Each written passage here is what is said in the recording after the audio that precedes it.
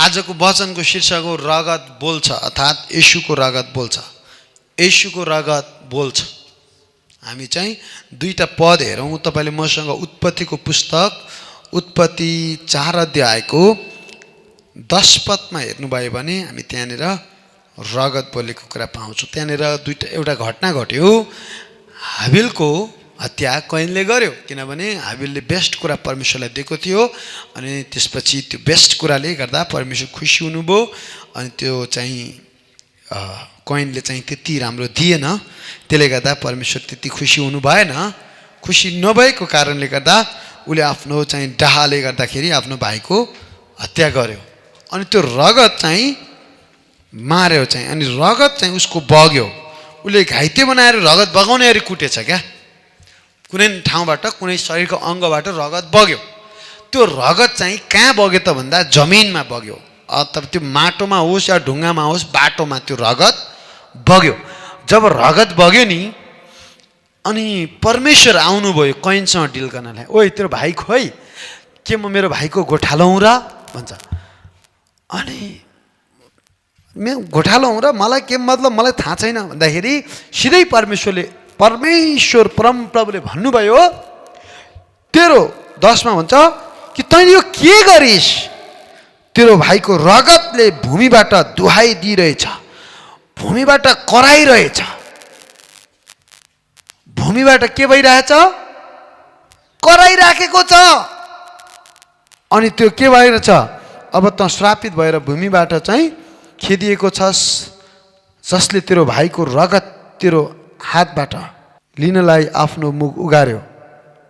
ल अब उपरान्त तैँले उब्जनी देख्ने छैनस्, पृथ्वीमा एक बिना चैनको ढुलो आउनेछस्। यहाँनिर भन्न चाहेको कुरा रगत चाहिँ बोल्यो।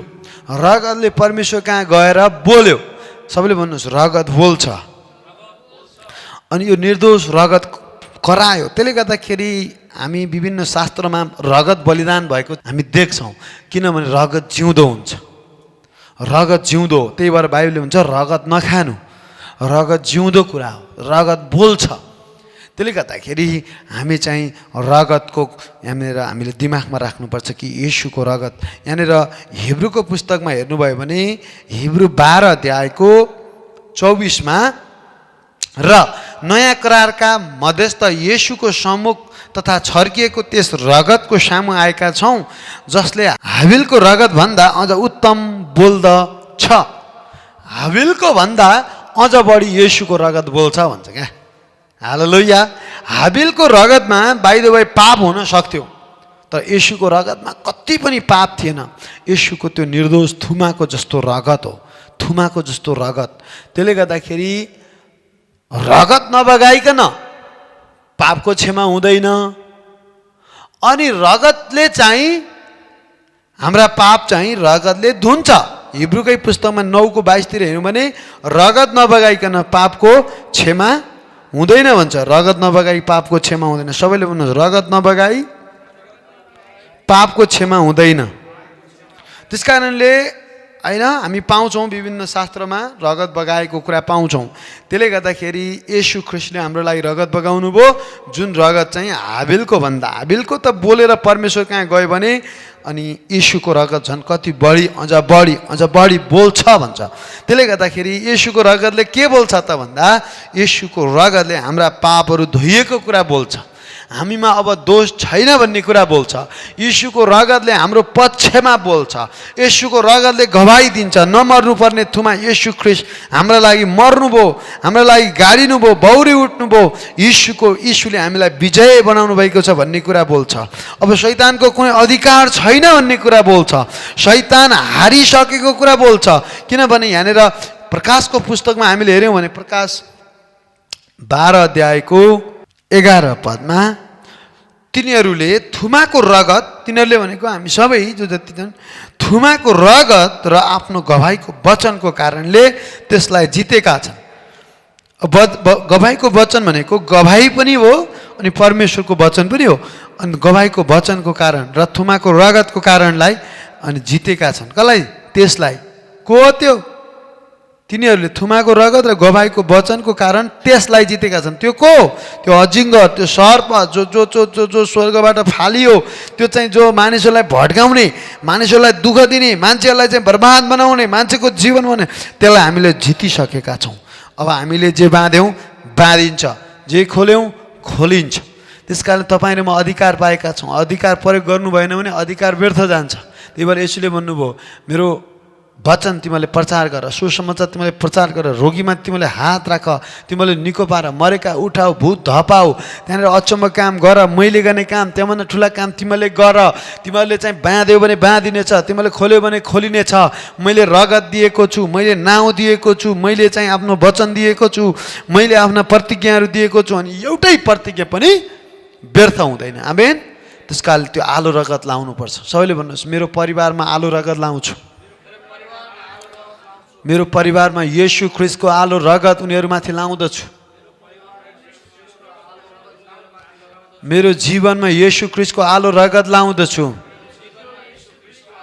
मेरो काममा येशू ख्रीष्टको आलो रगत लाउँदछु। मेरो मण्डलीमा आलो रगत लाउँदछु। मेरो देशमा आलो रगत लाउँदछु। प्रभुको रगतमा चाहिँ विजय छ। रगतले हामीलाई विजयी बनायो। त्यही भएर प्रभु भोज हामी खान्छौँ नि रगत भनेर, किनभने रगतको सम्झना गर, त्यहाँ धेरै शक्ति छ। त्यही भएर सम्झना गर्नुभयो। अनि त्यो रगतलाई चाहिँ जब हामी आशिषको कचौरा भनेर पिउँछौँ नि, पहिलो कोरिन्थी 10:16 अनुसार त्यो कचौरालाई आशिषको कचौरा भन्छ। शैतानले त्यो आशिषको कचौरा पिएको चाहन्न। तिमी पीडितै भएको त शराबको कचौरा पिउ। शराब भनेको हिन्दीमा रक्सी पनि हो, अनि अर्कोतिर खैस, श्रापित। अनि त्यहाँनिर दुईवटा कचौरा बताएको छ, एउटा चाहिँ भूतको कचौरा, एउटा यीशुको कचौरा। अनि यीशुको कचौरामा के छ? आशिषको कचौरै आशिषको। यस, कसरी भयो? रगतको कारणले त्यो आशिष हुन गयो। किनभने कसैले त्यो येशूले के गर्नुभयो? त्यो तितो तितो तितो तितो श्रापित कचौरा पिउनु भयो। येशूले भन्नुभयो, मलाई तिर्खा लाग्यो। के लाग्यो रे? तिर्खा लाग्यो। अनि उनीहरूले तितो तितो तितो वस्तु लगाएर येशूलाई चखाए। येशूलाई किन तितो चखायो भने हाम्रो पापको झ्याला तिर्दै हुनुहुन्थ्यो र हाम्रो श्रापको कचौरा तिर्दै हुनुहुन्थ्यो। तितो जीवन हुनु भनेको, नराम्रो हुनु भनेको त्यो श्राप हो। तितो हुन्छ नि त एक हिसाबले। तर चाहिँ अनि यीशुले त्यो तितो पिउनु भयो। तितो तितो प्राय पिउँदैन नि, होइन? अनि त्यो हाम्रो तितो कचौरा पिउनु भयो, ताकि तपाईँ र मेरो जीवन मिठो होस् भनेर। तपाईँ र म श्रापबाट मुक्त जीवन जिएर अब्राहमको आशिषमा जिउँ भनेर। त्यही भएर यीशु ख्रीष्टले मेरो त्यो रगतको कचौरा दिनुभयो। त्यो रगत जिउँदो कचौरा। त्यस कारणले हामीले जब जब सम्झिन्छौँ तब तब हामी आशिषको कचौरा पिएका हुन्छौँ। हामी के कचौरा? आशिषको कचौरा। सबैले भन्नुहोस्, आशिषको कचौरा। अनि त्यसले चाहिँ हामीलाई चाहिँ झन्झन के गर्छ? परमेश्वरमा नजिक बनाउँछ। यीशुको रगतको हामीले सम्झना गराउँछ, जुन रगतले चाहिँ हाबिलको भन्दा उत्तम बोल्छ। के बोल्छ? तपाईँ धर्मी भएको कुरा बोल्छ, तपाईँ नयाँ सृष्टि भएको कुरा बोल्छ, तपाईँ निर्दोष भएको कुरा र तपाईँ परमेश्वरको सन्तान भएको कुरा बोल्छ त्यसले चाहिँ। आमेन। अनि तपाईँमा दोष, होइन, शर्म, कुनै पनि अधर्म र पापहरू सब मेटिएका छन्, सन्तान भएको कुरा बोल्छ। तपाईँ माथिको मान्छे भएको कुरा त्यसले बोल्छ। त्यसले गर्दाखेरि अनि यहाँ अर्को कुरा के पनि बोल्छ? शैतान हारेको छ, यही रगतले तिमीलाई विजय भयो। रगतको कुरा निस्किँदा बित्तिकै शैतान चाहिँ साइड लाग्नै पर्छ। अनि किनभने रगतमा विजय छ। रगतको आवाज, मैले एउटा युट्युबमा वचन पनि बोलेको छु, रगतको आवाज भन्ने। रगतको आवाज त्यो तपाईँले सुन्न सक्नुहुन्छ। रगत बोल्छ। त्यसले गर्दाखेरि रगतमा चाहिँ ठुलो शक्ति छ, रगतमा जीवन छ। रगत चाहिँ साँच्चै नै सम्झिने कुरा हो। त्यस कारणले हामीले प्रभु भोज हामीले गर्नु जरुरी छ जति सकिन्छ। किनभने पहिलो शताब्दीका मण्डलीमा 4वटा कुरा मण्डलीमा निरन्तर गर्थे। निरन्तर प्रेरित 2 अध्यायको हामीले 42मा हेऱ्यौँ भने तपाईँले खोल्न सक्नुहुनेछ। प्रेरितको पुस्तक 2 अध्यायको। अनि परमेश्वरले उनीहरूलाई प्रकाश दिनुभएको थियो, उनीहरूलाई भन्नुभएको थियो। पवित्र आत्माले सबैजना भरिएका थिए, त्यही भएर उनीहरूले त्यो काम गर्थे। के गर्थे? 2:42मा हुन्छ, तिनीहरूले प्रेरितको शिक्षा अथवा वचनमा चाहिँ जो येशूबाट पाए, येशूले आज्ञा दिनुभयो, सारा संसारमा गएर सासले सुसमाचार प्रचार गर, पिता पुत्र पवित्र आत्मामा बप्तिस्मा देऊ, त्यसपछि चेला बनाऊ, र मैले तिमीहरूलाई जे कुरा सिकाएको छु त्यो अरूहरूलाई सिकाऊ। मैले जे सिकाएको छु तिमीहरूलाई सिकाऊ, हेर युगको अन्तसम्म म तिमीहरूसँग छु भनेर महान आज्ञा दिनुभयो। कति? मत्ती 28 को कतिमा? 18 देखि 20 मा, म सधैँ तिमीहरूको साथमा छु, तर तिमीहरूले सिकाऊ। अनि त्यही शिक्षा उनीहरूले लगातार दिए। शिक्षा के गरे? लगातार दिए, शिक्षा दिए। अनि त्यो परमेश्वरको वचनको शिक्षा हो, सठिक शिक्षा हो, यीशुको कुरा हो। अनि त्यो शिक्षा दिन्थे। पहिलो कुरा दोस्रो सङ्गति हुन्थ्यो। त्यो सङ्गति भनेको उनीहरूमा प्रेम, उनीहरू कसैको केही कुराको अभाव छ भने उनीहरूले एकले अर्कालाई दिने, घरै बेचेर हुन्छ कि जग्गा जमिन बेचेर हुन्छ कि, उनीहरू त्यो प्रेम थियो। उनीहरू पवित्र आत्माले भरिएपछि त्यो मान्छे लोभी हुँदैन। उनीहरूले घर बेच्न पनि सक्छ, जग्गा बेच्न पनि सक्छ, जे पनि दिन सक्छ। जस्तै अब्राहमले सन्तान त दियो, जग्गाको कुरा गर्नुहुन्छ, जग्गा सामान्य भइगयो नि त, छोरै दिने मान्छे भनेपछि पवित्र आत्माले भरिएका परमेश्वरसँग नजिक भएका मान्छे अचाले दिन्छन्, उग्रै दिन्छन्। के दिन्छन्? छोरै दिन्छन्। अहिलेका भएको हेर न त के पल्टेको होला, के भएको होला, छोरै जग्गा हेर। अहिलेका भएको के भन्थे? देखाउनेलाई दियो भन्थे, त्यहाँ देखाएकै देखाएरै दिएन, सबैले थाहा हुने गरी दिएन। किनभने त्यहाँ लेखेको छ उनीहरूले घर दिए, जग्गा दिए, सबै दिए। अनि यहाँनिर सङ्गति, उनीहरूको भेटघाट, उनीहरूको प्रेम, उनीहरू बसेर यसरी सङ्गति गर्थे, एकले अर्काका मर्का पनि बुझ्थे। अनि त्यहाँ एउटा वचन हुन्थ्यो, बिर्सिनु हुँदैन। अनि अर्को त्यहाँ चाहिँ उनीहरू रोटी भाँच्थे। रोटी भाँच्ने भनेको प्रभु भोज उनीहरूले गरेको गरे। के भन्छ यहाँ? तिनीहरू प्रेरितका शिक्षा, सङ्गति, रोटी बाँध्ने भनेको प्रभु भोज, यीशुको रगत र यीशुको शरीर। यीशु मेरालाई मर्नुभयो। शरीर भनेको के? टुक्रियो। किन टुक्रियो? शरीर टुक्रियाएर उहाँले चाहिँ हाम्रा लागि के गर्नुभयो? क्रुसमा बलिदान भएर हामीलाई छुटकारा दिनुभयो। अर्थात् उहाँको बलिदान हाम्रो लागि के हो? मुक्तिको लागि शक्ति हो है। क्रुस, पावलले त्यही भन्छ, क्रुसको बलिदान त्यो सबैभन्दा ठुलो कुरा हो भन्छन्। हाम्रै लागि मर्नु भएको। यदि क्रुसमा नमरेर यसु छेटिएर मरेको भए, भिरबाट खसेर मरेको भए त्यो हुन्थेन। तर उहाँले मारिएको हो। थुमालाई जहिले पनि मारिएको हुनुपर्छ है। त्यो लोटेर बगेको रगत होइन, मारेको हुनुपर्छ त्यहाँनिर। अनि त्यो रगत अन्याय भएको बोल्छ। तर येशूको रगत हाम्रा लागि बोल्छ। म त्यत्तिकै बगाएको होइन है, तिमीलाई लागि, तिमीलाई त्यो श्राप मुक्त हुनलाई, तिमीलाई त्यो पाप मुक्त हुनलाई, तिमीलाई मेरो बनाउनलाई उहाँले किन्नुभयो, हामीलाई किन्नुभयो। त्यही भएर पत्रुसको पुस्तक 1 अध्यायको पहिलो पत्रुस 1 अध्यायको 18 19 भन्छ, सुन चाँदीबाट होइन, सुन चाँदीले किनिएका होइनौ तिमीहरू त केले किनिएका हो? थुमाको रगतले किनिएका हो, किनिएका हो। अब जस्तै अब यो मोबाइल मेरो, त्यो मोबाइल ल्याउ त, यो मोबाइल के हो? किनिएको मोबाइल हो। कसैले दाबी गर्न पाउँदैन, ए कहाँ वेट भन्न पाउँदैन, किनिएको हो। यो मेरो बाइबल मैले किनेको हुँ, यो मेरो सर्ट हो, किनेको हुँ। यो पेन चाहिँ मैले किनेको हुँ, यो कप मैले किनेको हुँ पानी खानलाई, मेरो हो। कसैले चाहिँ आएर वेट भन्न पाउँदैन, टोटली मेरो हो, मेरो अधिकार छ। मैले मेरो घरमा जहाँ राख्न पनि सक्छु, सजाउन सक्छु, मेरो चाहिँ बेडरुममा लगेर राख्न सक्छु, अनि मैले चाहिँ मेरो सजाउने कोठामा लान पनि सक्छु, मेरो पढ्ने कोठामा लान सक्छु, मेरो लाइब्रेरीमा लान पनि सक्छु, मेरो चर्चको चाहिँ पुलपेटमा ल्याउन पनि सकेँ। किनभने मैले किनेको हुँ, जहाँ पनि लान्छु मेरो हो यो। त्यसरी नै येशू ख्रिस्टले हामीलाई किन्नुभएको छ, पैसा तिरेर होइन, रगत तिरेर। रगत, किनभने रगतभन्दा ठुलो केही छैन संसारमा। रगतभन्दा ठुलो अरू केही भएको भए त्यसैले किन्नुहुन्थ्यो।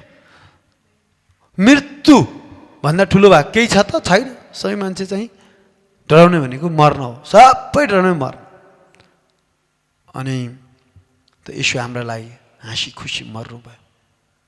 उहाँले अझै पनि प्रार्थना गर्नुभएको थियो, पिता हुन्छ भने यो कचौरा हटाइदिनुहोस्, यो दुःख हटाइदिनुहोस्, यो मृत्यु हटाइदिनुहोस् भन्दाखेरि र पनि मेरो इच्छा होइन तपाईँको इच्छा पुरा होस्।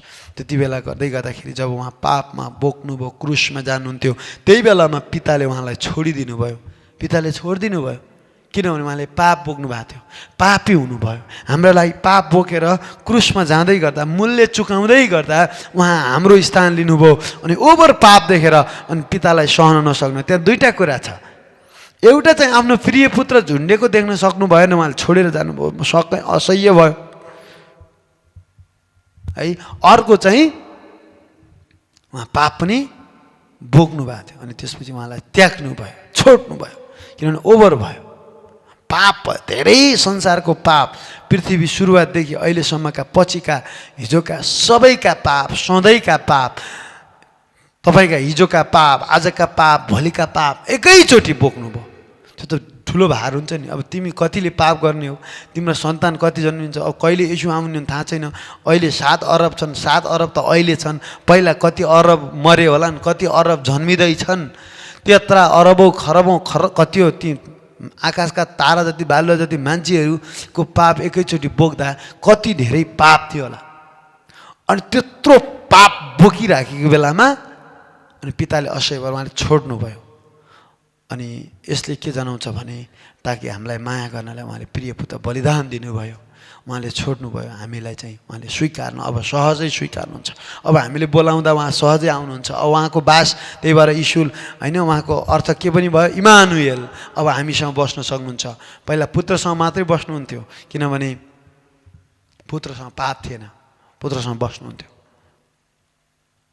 अब जोसँग नि बस्न सक्नुहुन्छ, किनभने उसका पाप उठाइएका छन्। तर उहाँ कहाँ आउनु पऱ्यो, पाप क्षमा माग्नु पऱ्यो। त्यो पाप क्षमाको त्यो क्षमादान जो तयार छ, त्यो क्षमादानलाई ग्रहण गर्नु पऱ्यो। त्यो कुनै कर्म गरेर क्षमादान हुँदैन, त्यो हामीले चाहिँ कुनै कर्म गरेर हुँदैन, त्यो यीशुको अनुग्रह हामीले ग्रहण गर्ने मात्रै हो। त्यही भएर यीशुलाई ग्रहण गर्न स्वर्गको परमेश्वरको सन्तान हुन सजिलो छ।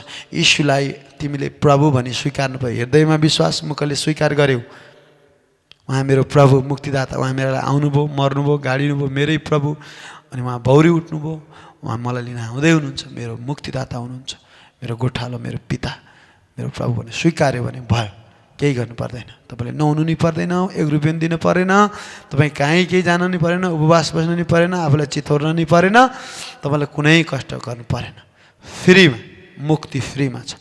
यो फ्री त फेरि यो त्यति सस्तो भएर त होइन, तर यसको लागि मूल्य कुनै नभएको कारणले। हिराले पनि भ्याउँदैन, सुनले त के भ्याउँथ्यो?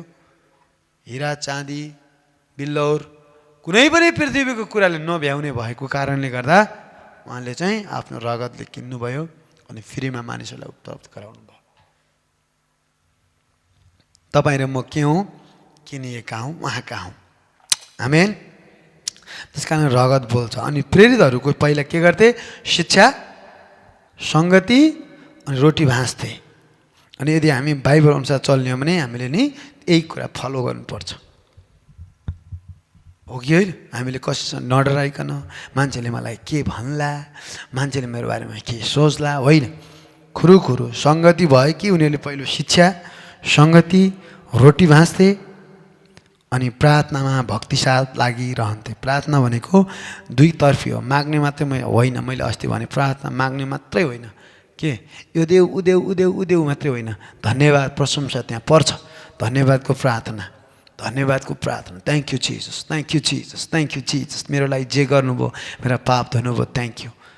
हाम्रो खाँचो उहाँ जान्नुहुन्छ, हाम्रो खाँचो स्वर्गीय सम्पत्तिबाट पुरा हुन्छ। तर हामी धन्यवादी बढी हुनुपर्छ। हामी बढी माग्ने पनि होइन हो, हामीले अघि बिहानदेखि प्रार्थना गरिरहेको छौँ हाम्रो बिहानको प्रार्थनामा, होइन। तर चाहिँ हामी माग्ने होइन, बढी धन्यवाद दिनुपर्छ। हो, माग्न त माग्ने हो हामीलाई, किनभने माग त दिनेछ भनेको छ, माग्नु पर्छ, नमाग्नै भन्ने होइन। तर त्यो खालि त्यही कुरो चाहिँ 10 चोटि मागेको छ, 10 चोटि मागेको छ भनेर अघिल्लोचोटि के भनेको त? कि विश्वास नगरेको, अथवा अहिले किन मागेको त? नि अघि हुन्छ भनिसक्यो त, माग दिन्छु भने चाहिँ मागे, अब दिँदै हुनुहुन्छ, आइसक्यो, स्वर्गबाट सुरु भयो, आउँदै होला, बाटोमा होला, होइन, अथवा चाँजो मिल्दै होला, होइन, अथवा ब्याङ्कमा साट्न गयो होला कोही। मैले सुरिन्दा मलाई चर्च अगाडिको चर्च जग्गा किनेका छौँ नि त हामीले, मलाई 1 लाख रुपियाँ देऊ नि त भने सुरिन्दाले के भने हुन्छ भने हुन्छ भनिसकेपछि अनि फेरि 1 घन्टापछि फेरि सुरिन्दा मलाई 1 लाख देऊ न, फेरि 1 घन्टा भयो, 8 बजे फेरि 1 लाख देऊ न, फेरि 1 लाख देऊ न, फेरि 1 लाख देऊ न भन्ने त्यो प्रार्थना भएन क्या। एकचोटि भयो, धन्यवाद, thank you thank you thank you, बढी धन्यवादी हुनु पऱ्यो। अनि सुरेन्द्रले मेरो खल्तीमा छैन त, सधैँ म कहाँ 1 लाख बोकेर हिँड्छु त नि, म त बैङ्कमा जानु परेन भाइ, 10 बज्न पर्छ। 10 बजिसकेपछि चेक मेरो छ कि छैन चेक हुनु पऱ्यो, चेक भएन भने चेक बनाउनु पऱ्यो, चेक बनाइसकेपछि साट्न पऱ्यो, साट्दा क्यार्दा टाइम लाग्छ, नभए एटिएमबाट निकाल्नुपर्छ अनि बल्ल पो दिने हो त। त्यत्तिकै अहिले 8 बजे दिएन भनेर फेरि त अर्कै तरिका अपनाउनु भएन। त्यसले गर्दाखेरि आउँछ आउँछ आउँछ भनेर ढुक्क भएर धन्यवाद थ्याङ्क यू मात्रै भन्ने हो। त्यही अनि फेरि 11 बजे फेरि ल्याऊ भन्ने होइन, एक बाबा म बैङ्कमै छु त, धैर्य त गर। त्यस कारणले विश्वासमा धैर्य त थपिनै पर्छ अनि विश्वासमा प्रशंसा हुनुपर्छ। विश्वासमा आशा हुन्छ। वो काम सुनिसक्नु भएको छ, उहाँले मलाई जान्नुहुन्छ सबै कुरा, मेरो एक एक शब्दहरू उहाँको कानमा पुग्छ।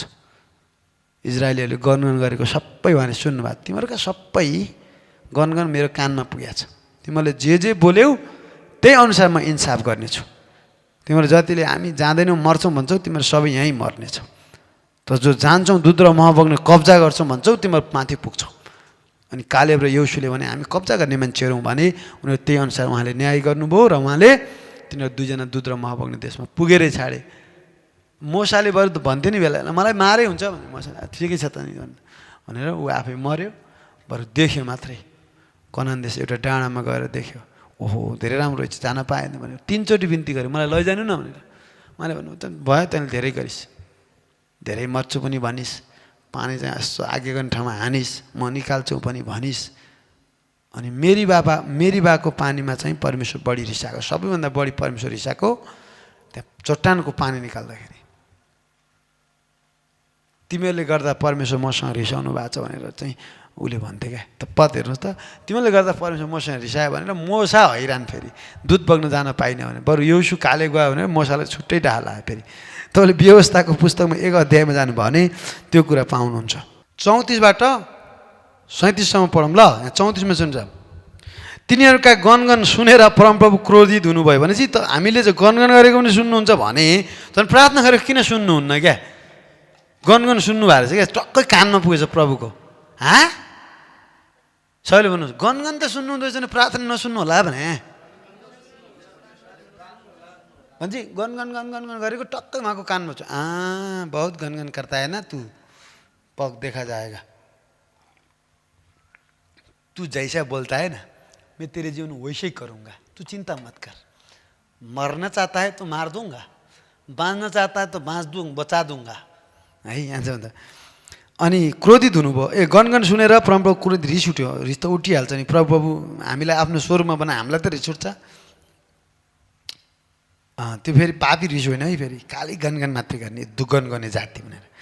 अनि यसो भनेर पण गर्नुभयो अरे। पण भनेको निर्णय गर्नुभयो, फाइनल डिसिजन। यस दूषित पुस्ताले एकजनाले पनि मैले तिमीहरूका पितापुर्खालाई दिन्छु भनेको प्रतिज्ञाको असल देश देख्ने छैन, एकजना पनि देख्ने छैन। हो त कडा, किनभने त्यहाँनिर गनगन गर्ने धेरै भए। यपुन्नेको छोरो कालेबले मात्र यो देख्न पाउनेछ, त्यो टेकेको भूमि म त्यसलाई र त्यसका सन्तानलाई दिनेछु, किनकि त्यसले परमप्रभुलाई पूर्ण रूपले पछ्याएको छ। एकजना कालेबले चाहिँ, अनि त्यहाँनिर यहोशू पनि हो, तर यहोशूको कुरा निकालेन। अनि तिनीहरूले गर्दा परमप्रभु मसित रिसाएर भन्नुभयो, त पनि त्यस देशमा प्रवेश पाउने छैनस्। किन? तिनीहरूले गर्दा ऊ पनि रिस उठ्यो। तर मेरो सहायक नुनको छोरो यहोशू त्यहाँ प्रवेश गर्ने छैन है।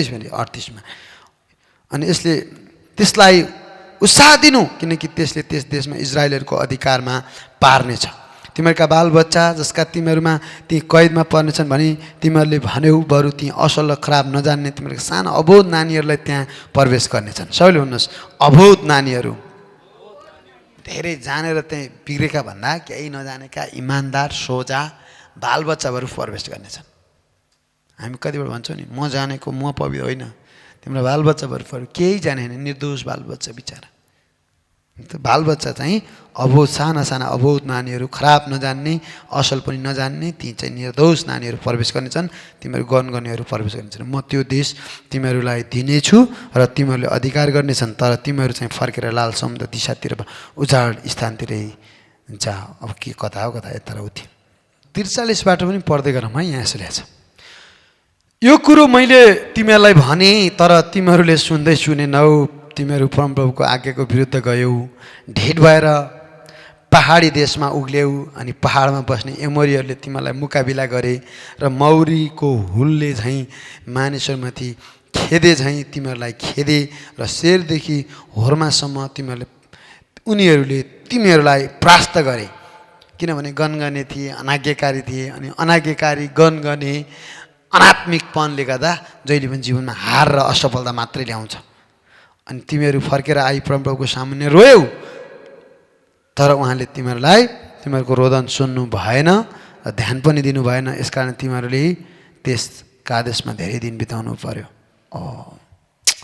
अब यही कुरा जब परमप्रभुले तिमीहरूले गर्दा म पस्न पाइनँ भन्ने कुराहरू फेरि पटक पटक उनले गर्दैछन् है। तर आज यीशुको रगतले गर्दा हामी सबै प्रवेश पाएका छौँ। सबैले भन्नुहोस्, यीशुको रगतले गर्दा हामीले प्रवेश पाएका छौँ।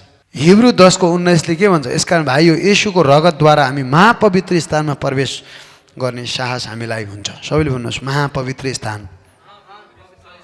त्यो भनेको के हो भने परमेश्वर जहाँ बस्नुहुन्छ त्यही ठाउँ, महापवित्र स्थान, परमेश्वरको एकदम नजिक। परमेश्वरको अब हामी चाहिँ त्यहाँभन्दा चाहिँ कुनै ठाउँ नै छैन, त्यहाँभन्दा बढी सीमै छैन, सीमाभन्दा माथि एकदमै प्रभुको उपस्थितिमा हामी जान सक्छौँ साहसका साथ। हिब्रू 4:16 पनि त्यही हुन्छ, साहसका साथ उहाँको सिंहासन नजिक आओ। अनि यहाँ भन्छ महापवित्र स्थान। महापवित्र स्थान भन्दा बित्तिकै त्यहाँ एउटा पवित्र स्थान हुन्थ्यो, त्यहाँ मन्दिर थियो एउटा, मन्दिरमा चाहिँ एउटा पवित्र स्थान, त्यहाँ विभिन्न कुराहरू थियो। तर एउटा चाहिँ महापवित्र स्थान, वर्षमा एकचोटि पस्ने सुनको घन्टी बजाएर। जस्तै अस्ति हामी डाँडाको प्रार्थनाको भवन भन्दैछ नि, जहाँ त्यहाँबाट अस्ति एउटा चाहिँ भैँसी आयो। भैँसी आइसकेपछि भैँसीको यहाँ चाहिँ त्यो घन्टी लाएर छ, tongue tongue tongue tongue tongue tongue. मैले सोधेँ त्यो मालिकनीलाई, त्यो भैँसीको मालिकलाई, यो किन लाउनु भएको भन्दाखेरि जङ्गलमा धेरै हराउने चलन छ, धेरै हराउँछ अरे क्या टाढा टाढा गएर। अनि जब हामी चाहिँ घन्टी बज्छ नि, ए त्यहाँ रहेछ नि त भनेर त्यो नहराओस् भनेर त्यो घन्टी लगाएको अरे। अनि जब हारुन पुजारी परमेश्वरले चुन्नुभयो, त्यसलाई भन्नुभयो यस्तो लुगा लाउनु, उस्तो लुगा लाउनु, सबै किसिमका चाहिँ सबै लुगा कस्तो लाउने पवित्र स्थानमा पूजा गर्न जाने ठाउँमा भनेर सब लुगाको दिनुभयो। तर अन्तमा चाहिँ एउटा के भन्नुभयो भने, तैँले एउटा काम के गर्नु भने भित्र पसेपछि घन्टी बजाइराख्नु अरे क्या, भित्र म जीवितै छु भनेर घन्टी बजाउने। अनि त्यहाँ डोरी बाँध्नुपर्ने, एउटा डोरी बाँध्नुपर्ने, एउटा घन्टी बजाउनु पर्ने। डोरी त बाँधेरै गएको पूजा गर्न, डोरी बाँधेर जानुपर्ने। परमेश्वरको स्थान यति पवित्र हुन्छ, यति पवित्र हुन्छ कि अनि त्यहाँनिर केही यसका पापहरू छन्, क्षमा नभएका पापहरू थियो भने तुरुन्तै त्यसको चाहिँ त्यहाँ देहान्त हुने अथवा मर्ने थियो क्या त्यहाँ चाहिँ। किनभने को खडा हुनसक्छ परमेश्वरको पवित्र स्थान? उहाँ त बाक्लो उपस्थित त्यहाँ हुन्थ्यो। अनि त्यो मर्थ्यो, मरिसकेपछि दुईवटा कुरा हुन्थ्यो।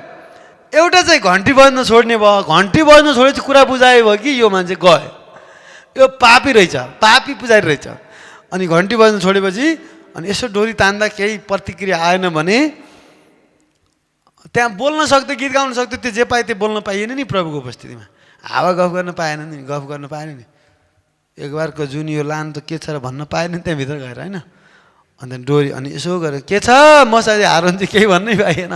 घन्टी बजेन भने बुझ्नु पऱ्यो कि मान्छे गयो। अनि यसो गरेर यसो घन्टी बजाएर जीवितै छु नात्य भन्नु, ए ठिकै छ पूजा भइरहेछ। अनि त्यहाँ थुमाको रगत लिएर जान्थे। अनि त्यसपछि के भयो अन्तमा? अनि यदि धर्मी रहेछ भने त्यो फर्केर आउँथ्यो, डोरीले बाँध्नु पर्थेन, म नत्र मर्थ्यो।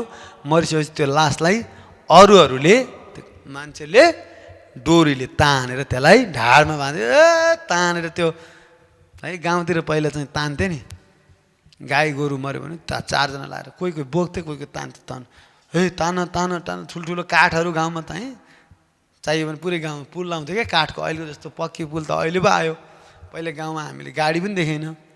मैले त 14 वर्षको उमेरमा गाडी देखेँ, गाडी नै हुँदो रहेछ है, यस्तो दौड्दो रहेछ है, आमामा भन्दै 14 वर्षको उमेरमा देखेको गाडी।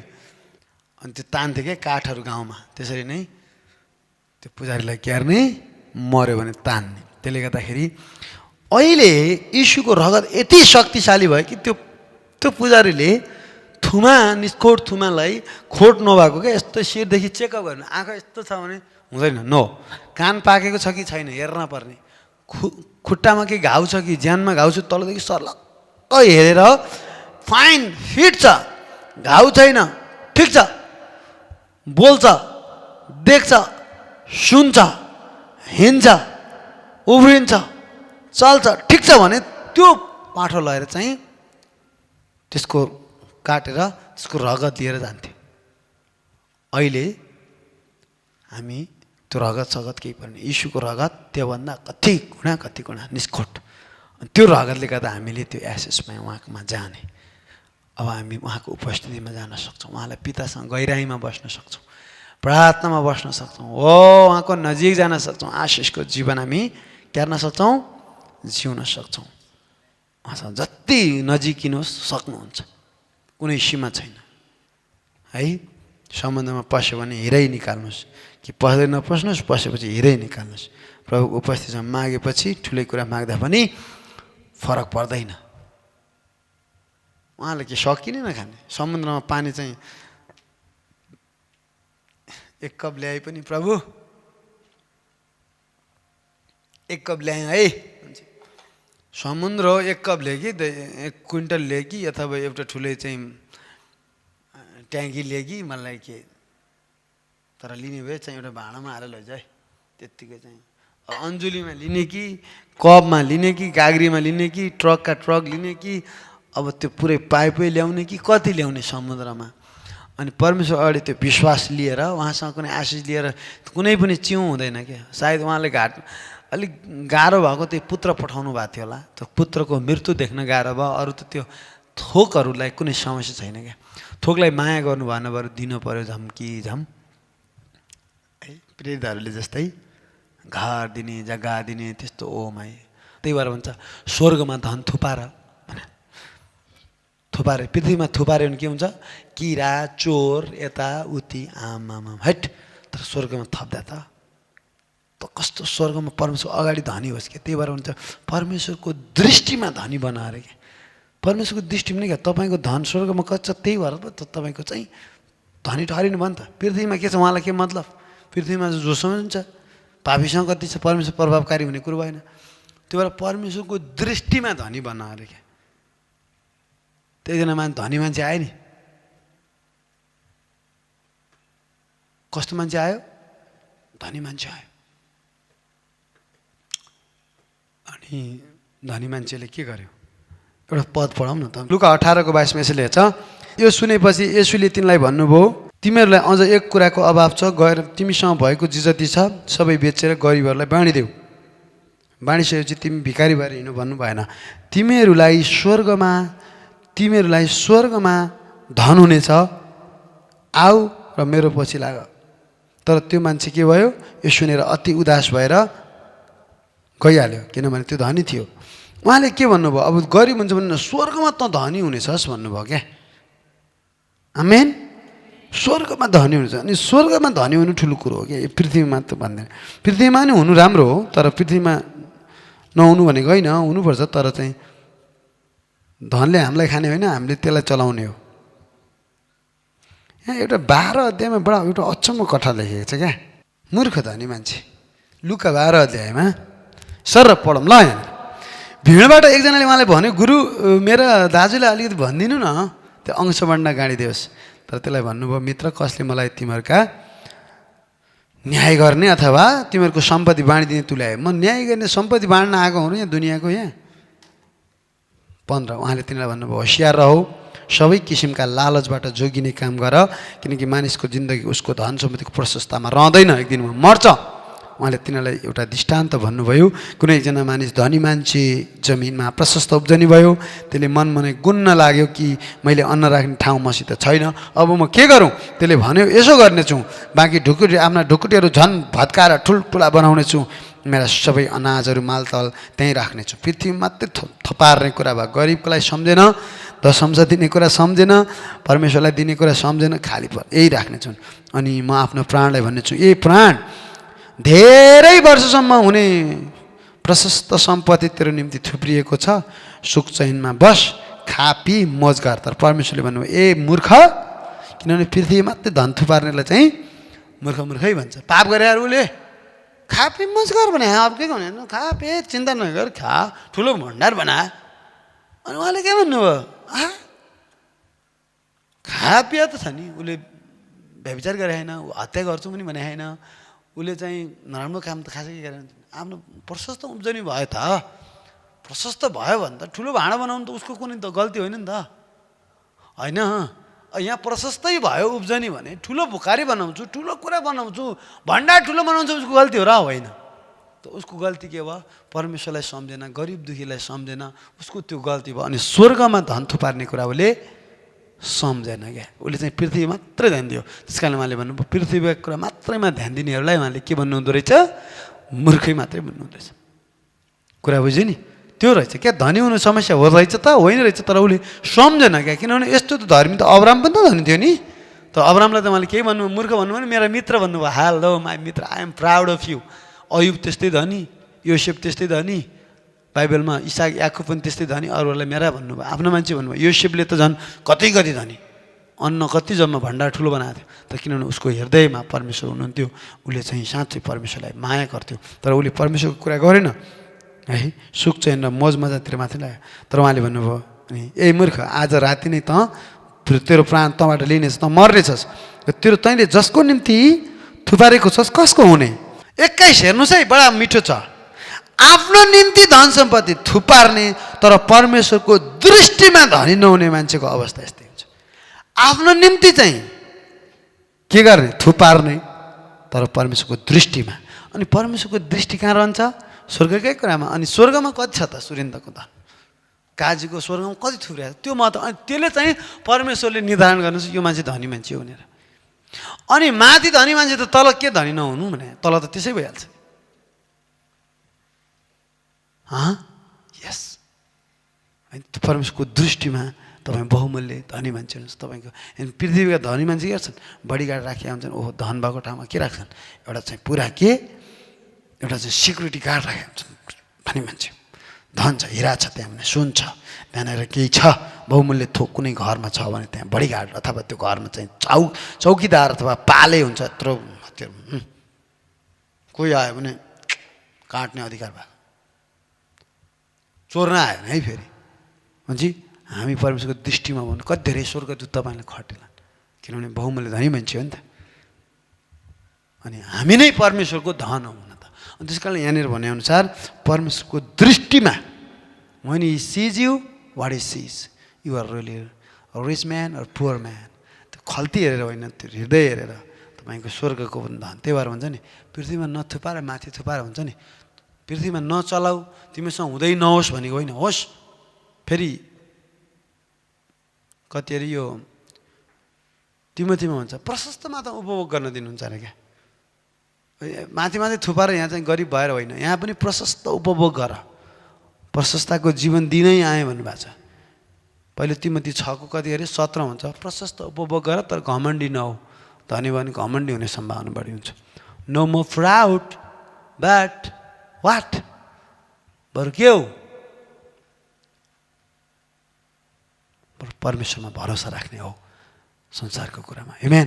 त्यसकारण चोर चोर्न मार्न नाश पार्न आउँछ, म त तिमीहरूलाई जीवन दिन आएँ, त्यो पनि प्रशस्त। त्यो उहाँको दृष्टिमा धनी हुनु राम्रो कुरा हो। पृथ्वीमा धन भयो नि नभए नि ठिकै छ, तर माथि चाहिँ छ। त्यस कारण हामी दशंशहरू जति दिन्छौँ अनि भेटीहरू परमेश्वरलाई दिन्छौँ, त्यो माथि थुप्रिन्छ। लोभले परमेश्वरले तपाईँ होइन भेटी हेर्नुहुन्छ, हेर्नुहुन्न, हेर्नुहुन्छ, हृदय पनि हेर्नुहुन्छ। एकजना स्त्रीले दियो नि पुरै जीविका दिँदाखेरि उहाँले भन्नु ओ सबैभन्दा उसले बढी दियो है, किनभने हेर्नु भयो नि त। उहाँले एकजना विधवाले चाहिँ दिइराखेको सबैभन्दा बढी दि भनेर भन्नुभयो उहाँले। हो र, कति दिए, यति थोरै 2 चाँदीका 2-3 सिक्का कति दिए, तर धेरै, किनभने उसँग भागै त्यति थियो। तपाईँसँग 10,000 छ भने 10,000 मा टक्क ल 2,000 हाल्नुभयो भने त्यो परमेश्वर दृष्टिमा 10 मा 2 दियो, ठिकै छ, केही छैन, नराम्रो त होइन।